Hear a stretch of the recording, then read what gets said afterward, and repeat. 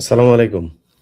আমার YouTube channel যেটা আমার ২য় ইউটিউব চ্যানেল সেখানে আপনারা আমার এই লাইভ দেখছেন এবং ফেসবুক পেজ এই ২ টা থেকে লাইভে আসলাম। কারণ লাইভগুলো যাওয়ার সাথে সাথেই বিশাল চক্র পেছনে লেগেছে। তারা এটার আ রিপোর্ট করছে।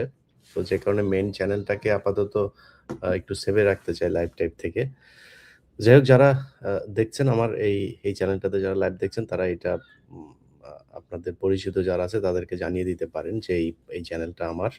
কারণ অনেকে বিভ্রান্ত হইতে পারেন। ফেসবুক পেজগুলো যে পেজগুলো এখন আ আছে, আমার ভেরিফাই ফেসবুক পেজটা যেহেতু এখনো ফেরত পাইনি, সেই কারণে আমার এই 1.5 মিলিয়নের যে পেজটা এখন আ আপনারা দেখেন, সেটার বাইরেও অনেক পেজ বের হয়েছে যেগুলোতে নানান ধরনের বিভ্রান্তি ছড়ানো হয়। এটার ব্যাপারে আপনারা সাবধান থাকবেন। আমি যদি নতুন কোনো পেজ বা YouTube চ্যানেল করি সেটা নিশ্চয়ই আমি আমার YouTube চ্যানেল যেটা আছে সেখানে পোস্ট করে আপনাদেরকে জানাবো এবং আমার পেজ যেটা এখন 1.5 মিলিয়নের আছে সেটাতে আপনাদেরকে জানিয়ে দেওয়া হবে। যাই হোক আপনাদের যে বিষয়টা নিয়ে আমরা কথা বলার জন্য এসেছি সেটা আপনারা নিশ্চয়ই শিরোনামে দেখতে পেরেছেন। আ বিষয় হলো যে আ ১ম প্রথমত সবশেষ যে বিষয়টা নিয়ে আমাদের বিতর্কের তৈরি হয়েছে যে আ বিসিবির পরিচালক জনাব নাজমুল হোসেন ভাই উনি একটা বক্তব্য দিয়েছেন। যে বক্তব্যে উনি বলেছেন যে, "ক্রিকেটাররা কিছুই করতে পারে না। তাদের পেছনে খরচ করা হয়। এইটার পর থেকেই তারা সবাই মোটামুটি এক হয়ে আর ইন্ডিয়ার পয়সা পাওয়া মিডিয়াগুলো তো আছেই। তারা একটা নতুন সুযোগ পেয়েছে বোর্ডের বিরুদ্ধে কথা বলার।" প্রথমত হচ্ছে নাজমুল হোসেন উনি বোর্ডের অ্যা বিসিবির প্রেসিডেন্ট না। উনি বিসিবির কোনো আনুষ্ঠানিক কোনো বক্তব্য, উনার এই বক্তব্য এটা না। দ্বিতীয়ত হচ্ছে উনাকে এই ক্রিকেটাররা উনি ১ম যেই কথাটা বলেছিলেন যে, "ভারতের দালাল তামিম ইকবাল।" এই কথাটা বলার পর থেকে উনার বিরুদ্ধে ক্রিকেটাররা সবাই বলব না, একটা অংশ যাদের এই যে সবচেয়ে বেশি ফালাফালি করে যেটা মিঠুন। এটার টেস্টের গড় হচ্ছে ১৮ আর টি-টোয়েন্টির গড় হচ্ছে গিয়ে ১০। এই বিশাল এক মানে পৃথিবীর সবচাইতে বিশ্বমানের এক অলরাউন্ডার প্লেয়ার তিনি। তিনি ব্যাপক উত্তেজনা দেখিয়েছেন। হুম? উত্তেজনা দেখায় কাপড়-চোপড় বিছনা-টিছনা নষ্ট করে ফেলার অবস্থা। তো উনার উত্তেজনা দেইখা আর সারাদিন উনি খালি এইটা চায়, ওইটা চায়, এটা করা যাবে না। এরে বেটা ভারতে যদি বাংলাদেশ খেলতে যায়, তোরে নিবে খেলতে। তুই কি প্লেয়ারের একাদশে আছিস? তোর এত মাথা ব্যাথা কেন? এখন এরা সবাই মিলে নাজমুল ভাইকে যেভাবে অ্যাটাক করেছেন, নাজমুল ভাই ওই জায়গা থেকে তিনি দাঁড়িয়ে থেকে তার তো খারাপ লাগতেই পারে। তিনি তো প্রতিক্রিয়া জানাইতেই পারেন। তিনাকে চারিদিক থেকে যেভাবে চেপে ধরা হয়েছে সেটার প্রতিক্রিয়া তিনি জানিয়েছেন। এখন বলতে পারেন যে একজন বিসিবির বোর্ড পরিচালক তিনি তো ক্রিকেটারদেরই অভিভাবক। তিনি কি এটা বলতে পারেন কিনা? হ্যাঁ, ক্রিকেটের অভিভাবক হয়ে তিনি তাদেরকে শাসনও করতে পারেন, আদরও করতে পারেন, সবই করতে পারেন। কিন্তু যেই কথাটা মানে বিসিবির পরিচালক, উনি আজকে আছেন, কালকে নাই, গতকাল ছিল না, আগামীকাল থাকবেন না। উনার মুখ থেকে কেন বলতে হবে এটা? আপনি ক্রিকেটার, আপনার তো দেশের প্রতি বুকের মধ্যে হাত দিয়া তারপরে ওই যে রবীন্দ্রনাথের চুরি করা গানটা গান। তো এই আপনি যেভাবে ভাব দেখান আপনি বিশাল দেশপ্রেমিক। ইন্ডিয়া যখন মুস্তাফিজকে বের করল, কয়জন ক্রিকেটার এটাকে নিয়ে ভারতের বিরুদ্ধে কথা বলেছেন? কয়জন ক্রিকেটার এই তামিম যিনি কিনা এত দেশপ্রেম দেখাইতে আসলেন, তিনি প্রতিবাদ করেছেন ভারতের এটা? করেন নাই। এখন উনাদের মূল কি চাহিদাটা কি? চাহিদাটা হচ্ছে উনারা খেলতে যাবেন। খেলতে গেলে কি হবে? খেলতে গেলে টাকা-পয়সা পাবে। না খেললেই তো ম্যাচের ফিটা পাবেন না। আর তামিম ইকবাল তারপরে যে আজকে বাংলা এডিশনে একটা আ করা হয়েছে আপনার খালেদ মাহমুদ সুজন। তার যে ২,৫৮ না ৫৭ লাখ টাকার যেই চুরি করা, এইটার প্রতিবেদনটা দেখানো হয়েছে। সেখানে বিসিবির নথি দেখানো হয়েছে। তো এই চোরেরা এদেরকে টাকা-পয়সা দিয়া তারপরে ভারত পালে। পাইলে তারপরে যখন তাদের সুযোগ সুবিধা মতো এরকম কিছু আপনার সুশীলও আছে দেখবেন। এসব সুশীলরা আপনি ভারতে যখন গরুর মাংস খাওয়ার কারণে একটা মুসলমানকে পিটায় মেরে ফেলা হয়, কোনো সমস্যা হয় না। কিন্তু উনাদের সমস্যাটা কোথায়? সমস্যা দেখবেন বাংলাদেশে যদি নাকি কোনো আওয়ামী লীগ করে, কাউকে যদি নাকি কারোর উপর কোনো অত্যাচার হয়, তিনি যদি হিন্দু হয়ে থাকেন, তখন উনারা সংখ্যালঘু নির্যাতনে চলে আসেন। অথচ এই সংখ্যালঘু পরিচয়ে গেল 15 বছর বাংলাদেশের আলেমদের উপরে, মুসলমানদের উপরে কি পরিমাণে নির্যাতন হয়েছে। এই গেল 54-55 বছরে কতজন হিন্দুকে আপনার গুম করা হয়েছে? কতজন হিন্দুকে খুন করা হয়েছে? আর মুসলমান কয়জনকে খুন করা হয়েছে বলেন? এরা এই চিত্রটাও ভারতের সামনে তুলে ধরে না। যেই ক্রিকেটাররা আজকে বিশাল দেশপ্রেম দেখাচ্ছেন, আপনারা কি জানেন আইসিসি সবশেষ বিসিবির সাথে যেই মিটিং করেছেন, সেই মিটিংয়ে আইসিসি বিসিবিকে কি বলেছেন? আমি প্লেয়ারদের কাছে এটা শুনেছি, অতএব সব প্লেয়ারই তো জানেন বিষয়টা কি হয়েছে। সেখানে বাংলাদেশকে বলা হয়েছে আমরা নাকি এক্সট্রিমিস্ট কান্ট্রি। আমাদের দেশে নাকি সব এই কি বলে এই জঙ্গিরা থাকে। আমাদের দেশে জঙ্গিদের ব্যাপারে আমরা কথা বলি না তাদের। তো বিসিবি থেকে জবাব দেওয়া হয়েছে যে বাংলাদেশের জঙ্গিরা যদি থেকে থাকে জঙ্গিদের কারণে তো ভারতের ক্রিকেটারদের আসতে কখনো কোনো সমস্যা হয় নাই। বা তারা যদি কিছু বলেও থাকে বিসিবি তো কোনোদিন তাদের কথা শোনে নাই। কিন্তু এই বিসিসিআই কি করেছে? বিসিসিআই তাদের দেশের এই শিব কি বলে ওদের? আর হইল গিয়া এই যে মোদির দল বিজেপি, শিবসেনা, বিজেপি এদের কথায় তারা প্লেয়ারকে বের করে দিয়েছেন। আপনারা তো শুনেছেন আপনারা রাষ্ট্রীয়ভাবে জঙ্গি রাষ্ট্র। রাষ্ট্রীয়ভাবে আপনারা জঙ্গিদেরকে লালন-পালন করেন। আজ পর্যন্ত গরুর মাংস খাওয়ার কারণে যাদেরকে পিটিয়ে মারা হয়েছে তাদের বিচার হয়েছে কোনো?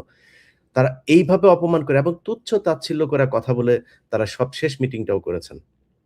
মানে ওরা হইলো গিয়ে রাজা আর এই দেশের মানুষ সব প্রজা। এরকম একটা চাকর-বাকরের মতো আচরণ কইরা। এগুলো প্লেয়াররা জানে না, এগুলো তামিম ইকবাল জানে নাই, এই মিঠুন জানে নাই, এগুলো অন্য প্লেয়াররা জানে নাই। তাদের গায়ে লাগে না। তারা প্রতিবাদ করেছে।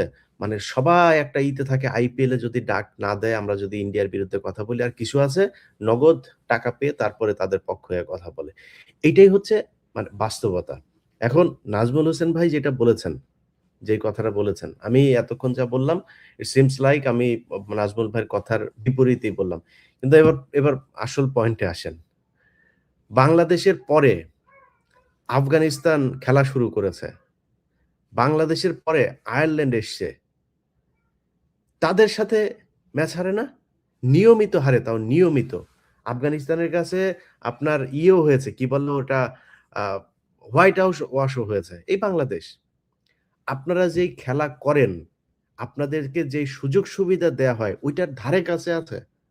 এতদিনে আপনাদের অন্তত বিশ্বকাপে গিয়ে সেমিফাইনাল, ফাইনাল নিয়মিত খেলা উচিত।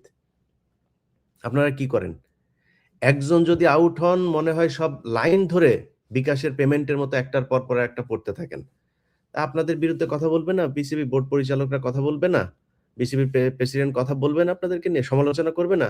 সমালোচনা তো করবে, সমালোচনা দিতে হবে। আজকে যদি মনে করেন, আপনারা এই যে যাওয়ার জন্য এত ফাল পাড়তেছেন না ইন্ডিয়াতে, সব ভয়-টয় সব দূর করে আপনারা গেলেন। গিয়া যে গোহারাটা হারবেন ইন্ডিয়াতে, পাবলিক যে আপনাদের তখন কি করবে এটা বুঝতে পারছেন? স্টেডিয়ামে পাবলিকের পকেটের টাকা দিয়ে আপনারা খেলেন। বাংলাদেশের জনগণের টাকায় আপনারে কোটি টাকা দেওয়া হয়। বেতন দেওয়া হয়, বিভিন্ন সুযোগ সুবিধা দেওয়া হয়। একটা ম্যাচ হারলেই ২ কোটি উ তারপরে এই যে ওই যে কি বলে আ প্লট এগুলো কি আপনার বাপের টাকা? শেখ হাসিনার বাপ দিত? বাংলাদেশের জনগণের। সেই টাকা আপনাদেরকে দেওয়া হয়। তো সেই টাকা নিয়ে আপনারা খেলা করেন, আপনার দেশের প্রতি দায়বদ্ধতা নাই। যা মনে চায় তাই করেন। স্টেডিয়াম থেকে একটা কেউ কিছু বললে তারে আবার মারতে যান। এত ভাব মারলে তো হবে না।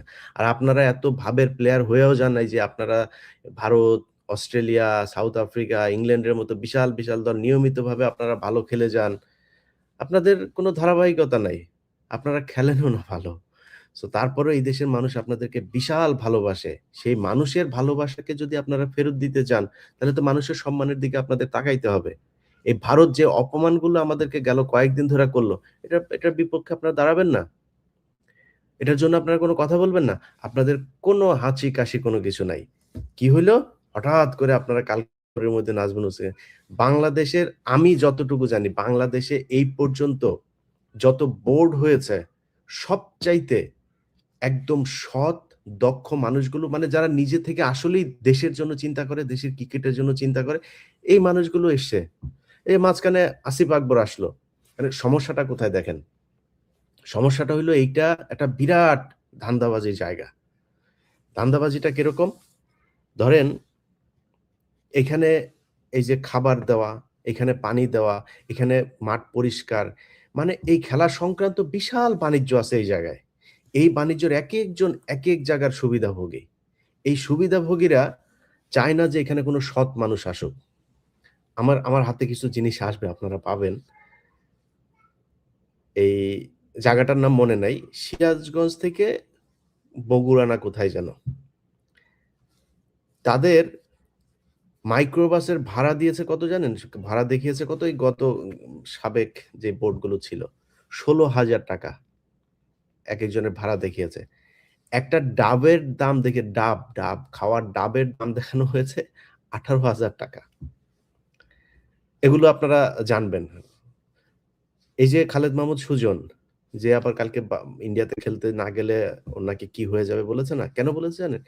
কারণ এটা হলো দুর্নীতিবাজ। আজকে বাংলা এডিশনে যান আপনারা। বাংলা এডিশনে তার যে নিউজটা দেখানো হয়েছে, সে কি করেছে? বোর্ডের পরিচালকরা, এটা আমি নিজেও জানতাম না। বোর্ডের পরিচালকদের কিন্তু কোনো বাড়তি কোনো বেতন ভাতা কোনো কিছু নাই। তাদের খেলাধুলার জন্য, মাঠ দেখার জন্য, বিসিবির কোনো এই প্রকল্পের জন্য তিনি এক জায়গায় যাবেন, মনে করেন বান্দরবন যাবেন। বান্দরবন গেলে বান্দরবনে সেখানে যাওয়ার পরে হোটেলে থাকা, খাওয়া, গাড়ির ভাড়া-টাড়া যেগুলো দরকার হয় এটা। এর বাইরে কোনো কিছু নাই। এখানে সবাই স্বপ্রণোদিত হয়ে দেশপ্রেম থেকে, দায়িত্ববোধ থেকে এখানে আসেন।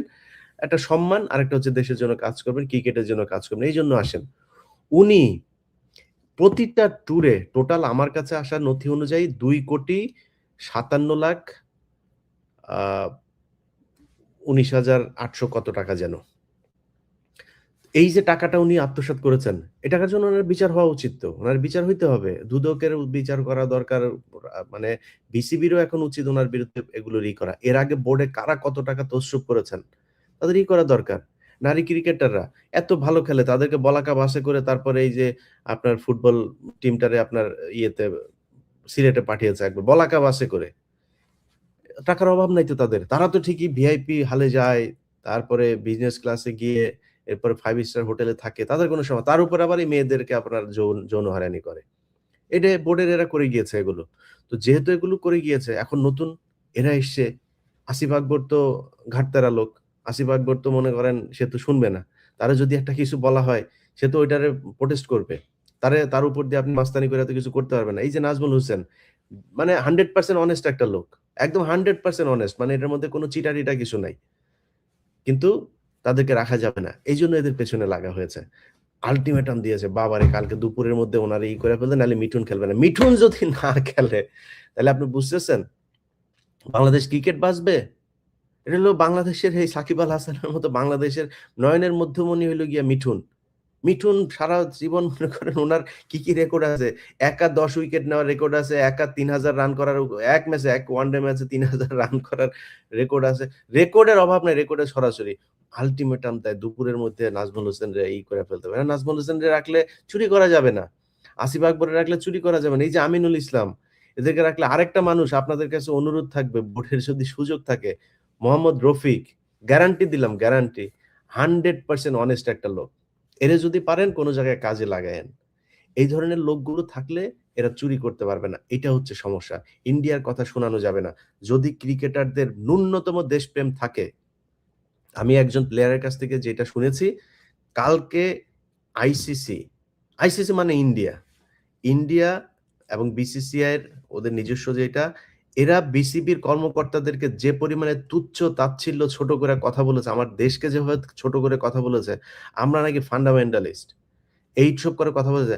আমার দেশে কোন দিন এই পুরো আমি মানে বাংলাদেশের ইতিহাসে যদি নাকি আমার একদিন দেখাইতে পারেন যে কোন হিন্দুকে কেউ কোনদিন জোর করে বলেছে যে তুই কালেমা পড়। এটার যদি কোন গ্যারান্টি দিতে পারেন, কারো যদি বলা হয় তুই গরুর গোশত জোর করে খাওয়ানো হয়েছে। শুকরের মাংস তো আমার হারাম। ওর যেমন গরুর মাংস হারাম। তো আমারে যদি নাকি এখন বলে আ যে বাংলাদেশের কোন মানুষ কোনদিন কোন হিন্দুকে শুকরের মাংস খাওয়ার জন্য মেরেছে। আজ পর্যন্ত দেখাইতে পারবেন? কখনোই এরকম হয় নাই। বাংলাদেশী ইতিহাসে এটা কোনদিন হয় নাই, হবেও না ইনশাআল্লাহ এই দেশে। তারপরে আমরা নাকি ফান্ডামেন্টালিস্ট। আর উনার দেশে উনারা মুসলমানদেরকে গরুর মাংস খাওয়ার জন্য মারে। জোর করে ধরে নিয়ে তারপরে রামনারায়ণ পড়ায়, জয় শ্রীরাম পড়ায়। ভাই, এগুলি পড়ায়া যদি নাকি হইতো, এই হিন্দু বানানো যাইতো, তাহলে তো ভাই সারা পৃথিবীতে বহুত হিন্দু থাকতো। আপনারা ধর্মনিরপেক্ষতা, আপনারা আ এই এই এই কি বলে বাক স্বাধীনতার কথা বলেন। ডাক্তার জাকির নায়ক এ তো মনে করেন আ মানে উগ্র কথাবার্তা বলে নাই, তাই না? আপনাদেরকে বুঝায়ে তারপরে তারা ধর্মীয় ব্যাখ্যা দিয়ে comparative religion নিয়ে তিনি পড়াশোনা করেছেন। তিনি এইটা নিয়ে করেন। আপনার ধর্ম নিয়ে কটাক্ষ করেও কিছু বলে নাই। আপনি যখন তারে কটাক্ষ করে কিছু বলেন যে রাসূল সাল্লাল্লাহু আলাইহি সাল্লাম বিয়ে করেছেন, কেন এতগুলো তা আপনারা যদি নাকি রাসূল সাল্লাল্লাহু আলাইহি সাল্লাম বিয়ে যদি নাকি ৪ টা কইরা থাকেন, আপনাদের ৪০,০০০ করার মতো দেব-দেবী আছে। ৭০,০০০ করার মতো আছে, ৬০,০০০ করার মতো আছে। তা আপনার এ এ ওইটা নিয়ে আপনার গায়ে লাগে না? তখন আপনার বুঝানো হয়। এখন ডক্টর জাকির নায়েকের সবচাইতে বড় যেটা, সেটা হইছে যে উনি কি করেন? উনি বলেন যে অ্যা অ্যা কোরআন, কোরআনের মানে একদম সত্যি উনি সরাসরি স্বীকার করেন যে কোরআনে এখন পর্যন্ত ৮০ ভাগ সত্যতা সায়েন্সের সত্যতা পাওয়া গিয়েছে। ২০% পাওয়া যায় নাই। পাওয়া যায় নাই মানে এখনো প্রমাণ হয়নি। প্রমাণ না হওয়া মানেই আজ থেকে এ ১০০ বছর আগে কি মোবাইল ইউজ করতে পারত নাকি? আজ থেকে ১০০ বছর আগে কি এই কোন মায়ের পেটে ছেলে হবে না মেয়ে হবে সেটা জানার সুযোগ ছিল নাকি? তো অনেক কিছুই আগেও আবিষ্কৃত হয় নাই। এখন আবিষ্কৃত হচ্ছে। এই আবিষ্কার হয় নাই তার মানে কি এটা সম্ভব না, এটা মিথ্যা? না, আবিষ্কার হয় নাই মানে হয় নাই। একসময় মানুষ জানতো যে এই সূর্য ঘোরে, এখন জানে পৃথিবী ঘোরে। তার মানে কি সায়েন্স তো ভুল করেছিল। তো সায়েন্স ভুল করেছিল দেখে সায়েন্সের কোন কিছু মানা যাবে না। কিন্তু কোরআনের আজ পর্যন্ত যা প্রতিষ্ঠিত হয়েছে, জানে না সেটা অন্য জিনিস। কিন্তু যা এসেছে কোনটা কি মিথ্যা প্রমাণিত হয়েছে? হয় নাই তো। তো ডাক্তার জাকির নায়েক সেটাই বলেন। সেই লোকটাকে আপনি ওই দেশে থাকতে দেন নাই। কারণ কি? ওই দেশে যদি আর ৫ বছর জাকির নায়েক থাকতো, তাহলে তো আপনি আর লোক খুঁজে পাইতেন না। লোকই খুঁজে পাইতেন না। এখনই তো আপনাদের এই চুনামুনা নিয়ে তো মানুষের নানান আ প্রতিক্রিয়া। আপনার দেশের লোকজন, একজন বিচারপতি ঐদিন ভারতের। তিনি বলছেন মানে খুব মানে যৌক্তিক কথা। উনি উনার হিন্দুদেরকে ওই সাংবাদিকরা প্রশ্ন করেছে। সাংবাদিকদের বলছেন যে, "আপনি কেন গোমাংস নিয়া গরু আমাদের মাতা, আ আপনি এগুলো নিয়া এই কথা বলেন কেন?" সেই লোকটা তখন বলেছে যে, "আমার এটা নিয়ে কোনো সমস্যা নাই। আপনারা যদি আমাকে মানতে বলেন আমি মানব। যদি একদিন নরেন্দ্র মোদি গরুর চোনা খায় তাইলে।" খায় নাকি? কোন ব্রাহ্মণ খায়? কোন ব্রাহ্মণ গরুর গোবর খায়? গোবর খাওয়ায় কাদেরকে? যাদেরকে খাওয়ায় তারাই মনে করেন এই যে এই কলকাতায় এসে তারপরে হুমকি দেয়। বাংলাদেশে নাকি এসে তারপরে সব দখল করে নিবে। আসিস বাংলাদেশে। বাংলাদেশ এই দেশের প্রতিটা মানুষ একেকজন যোদ্ধা। প্রতিটা মানুষ একেকজন যোদ্ধা। আর এই যোদ্ধাদের অস্ত্রের পাওয়ার নাই। কিন্তু যেই পাওয়ার আছে, সেই পাওয়ার উপর থেকে আসে। ওইটারে নিয়া লাগালাগি করে তারপরে দেশ দখল করে নিয়া যাবেন, এত সোজা না। এখন হাসিনা নাই। সো এই মূর্খ এগুলোরে দিয়েই এই যে কলকাতায় যে পশ্চিমবঙ্গের যেই মানে যেগুলোরে যেই হিন্দুগুলো আছে, এদেরকে কিন্তু সারা পুরো আমেরিকায় এদের প্রচন্ড ছোট তুচ্ছ-তাচ্ছিল্য করে দেখা হয়। বাঙালি শুনলে ভারতের কোন জায়গায় বহুত ভালো অভিনেতা আছে। বলিউডে শুধু বাঙালি এই কারণে টিকতে পারে নাই। খোঁজ নেন দক্ষিণ, উত্তর যেইখানে যাবেন বাঙালি এদেরকে প্রচন্ড ঘৃণার চোখে দেখা হয়। ভারতেই দেখা হয়। এরা এসে বাংলাদেশের উপরে চালায়। বেটা বাংলাদেশ যেটুক হাগে তোরা ওইটুক খাওয়ার সুযোগ পাইস। বাংলাদেশের মানুষের জীবনযাত্রা সম্পর্কে তোদের কোনো আইডিয়া আছে? তোদের ওইখানে তো মানে এই আমার তো পাশে, তাই না? আমি তো জানি ভারতের কি অবস্থা। ভাই আমার ফ্যামিলির লোক গিয়েছে ভারতে। বহু আগের ঘটনা। আমার মার চিকিৎসার জন্য। একটা মাছ কিনে এনেছে বড় মাছ। সে মাছ কেনার জন্য পুলিশ ধরেছে। যে, "তুমি এটা কিনছো কেন? এটা তুমি কিনতে পারবে না। কাইটা কিনতে হবে।" এই যে আমি কয় ক্রাইসিস তৈরি করেছেন দাদা আপনি বাজারে। বুঝছেন? ওইটা কিনলে ক্রাইসিস তৈরি হয়ে যাবে। এই অবস্থা তোদের।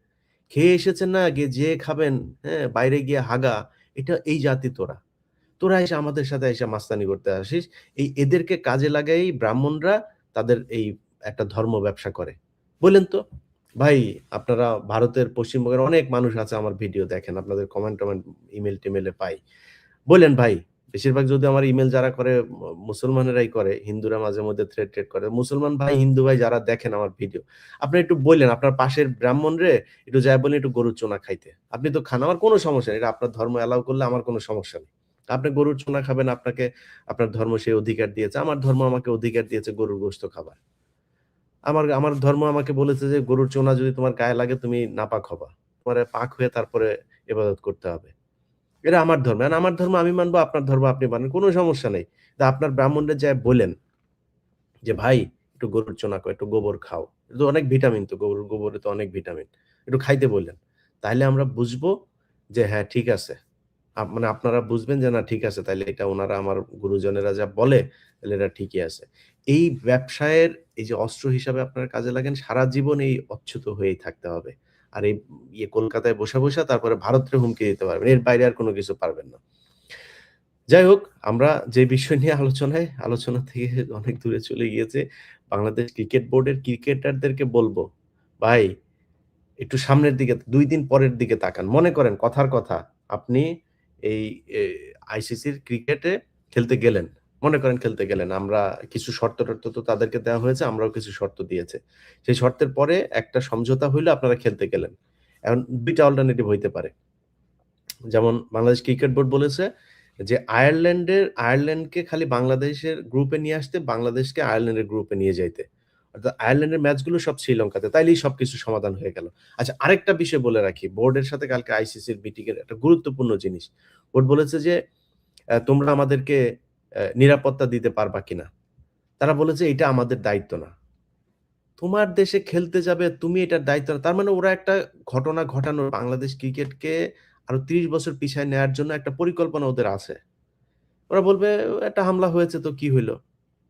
হতেই পারে। উনারা তো যত কিছুই করুক উনারা জঙ্গি না। মুসলমান কোন দেশে কিছু করলেই সেটা জঙ্গি।" এখন উনারা করে ফেলতে পারে, উনারা দিবেন না। তো বোর্ডের যেটা যে আয়ারল্যান্ডকে যদি এই গ্রুপে দেওয়া হয়, এই গ্রুপ থেকে যদি বাংলাদেশকে আয়ারল্যান্ডের গ্রুপে দেওয়া হয়, তাহলে ক্রিকেটের পুরো ম্যাচগুলো আমাদের হবে শ্রীলঙ্কাতে। সমস্যা কি? করেন। আইসিসি মানেই তো BCCI, Indian cricket league board. তো ইন্ডিয়ান ক্রিকেট বোর্ড এটা বললেই হয়ে যায়। আর এটা তো খুব যৌক্তিক বিষয়। আপনারা নিজেরাই বলেছেন যে আপনার দেশে নিরাপত্তা ঝুঁকি আছে। প্লেয়ারদের আপনি নিরাপত্তা দিতে পারবেন। তো আমার প্লেয়াররা কেন যাবে? আর আমার প্লেয়াররা কেন যারা যাইতে চাচ্ছে, প্রশ্নটা হইলো এখন তাদেরকে নিয়া। তারা এইটা নিয়ে কোন কোয়েশ্চেন করে না যে ভারত আমাদেরকে কেন দিবে না? কিন্তু উনাদের এর আগে পাকিস্তানের সমস্যা ছিল না। পাকিস্তান রাষ্ট্রীয়ভাবে বলেছে আমরা আমরা গ্যারান্টি দিচ্ছি তোমাদের জন্য ১২ স্তরের নিরাপত্তা দিতে চেয়েছে। যায় নাই। এই বাংলাদেশ ক্রিকেট বোর্ডই যায় নাই। তখন যান নাই কেন? এই ক্রিকেটারদের ভেতরে কেউ এটার বিরোধিতা করেছে। পাপন নিজে স্বয়ং যেতে চেয়েছে। তারপরে উনারা যান নাই। তো আপনারা কেন করেন নাই তখন? এখন আপনাদের খুব যাওয়ার জন্য পারাপারি শুরু করেছেন। এই সবকিছু হইছে ভারতের যেই পয়দা করা, ৭১ এ পয়দা করা যেগুলো, এগুলোর মাধ্যমে যে নতুন যে প্রজন্ম তৈরি করেছে পয়সার মাধ্যমে, এগুলোরে দিয়ে আমাদেরকে এই ন্যারেটিভ তারা তৈরি করতে চায়। যাই হোক, ক্রিকেট বোর্ডের চেয়ারম্যান সহ পরিচালক আপনাদের সাথে এই দেশের মানুষ আছে। আপনাদের যেই সিদ্ধান্ত নিয়েছেন, এই সিদ্ধান্তের সাথে বাংলাদেশের মানুষ এক একাত্মতা ঘোষণা করেছে। এরপরেও যদি কোনো পরিস্থিতিতে কোনো হিসাব-নিকাশ মিলে গেলে যদি ভারতে যাওয়াই হয় বা শ্রীলঙ্কাতে গিয়ে খেলা হয়, অর্থাৎ এই বিশ্বকাপে যদি বাংলাদেশ দল পার্টিসিপেট করে, এই ২ দিন পরে বাংলাদেশ ক্রিকেটাররা মাথায় রাইখেন কিন্তু। আপনারা খেলা করছেন সেই ৯৭ সাল থেকে, মানে বিশ্বকাপে। আর সেই ৯৭ এর আগে আরো কত বছর আপনাদের পেছনে টাকা-পয়সা ঢেলেছে। ৯৭ থেকে এদিকে হইলো গিয়া ২৬ বছর, ওইদিকে ৩ বছর, ২৯ বছর, ৩০ বছর, ৩ দশক আপনারা খেলা করছেন। ১ম রাউন্ড থেকে বের হইলে কিন্তু দেশে ঢোকার সময় কিন্তু পাবলিক আদর আপ্যায়ন করবে। এটা কিন্তু মাথায় রাইখেন। সো বাংলাদেশের মানুষের আবেগ নিয়ে খেলা না কইরা ক্রিকেট খেলেন, ভালো খেলেন, বাংলাদেশের সম্মানের জন্য কথা বলেন। যেইটা করলে দেশের সম্মান থাকবে। শুধু নিজের পকেট ভরার জন্য খেলবেন, আপনারা কেউ কিছু বলতে পারে না। আপনি পারলে ক্রিকেটার হয়ে গেছেন দেইখা মাঠের একজন এই দর্শক আপনারে কিছু বললে আপনার গায়ে লেগে যাবে। তারে ব্যাট ছুঁড়া মারবেন, ক্যাপ ছুঁড়া মারবেন, লাথি মারবেন, ঘুষি মারবেন। এটা করা যাবে না। এখান থেকে বের হয়ে আসতে পারবেন। এই দেশের মানুষের টাকায় আপনি চলেন। এত সুযোগ সুবিধা বাংলাদেশের কোন সেক্টরের কোন এমপ্লয়িদেরকে দেওয়া হয় না যেটা আপনাদেরকে দেওয়া হয়। যাই হোক, সবাই ভালো থাকেন। খুব জরুরি লাইভটায় আসতে হলো। এইজন্য লাইভে আসলাম। আর যেটা শুরুতেই বলেছি আপনাদেরকে যে আমার Facebook পেজ, YouTube এগুলো নিয়ে আপনারা জানেন যে নানান সমস্যা চলছে।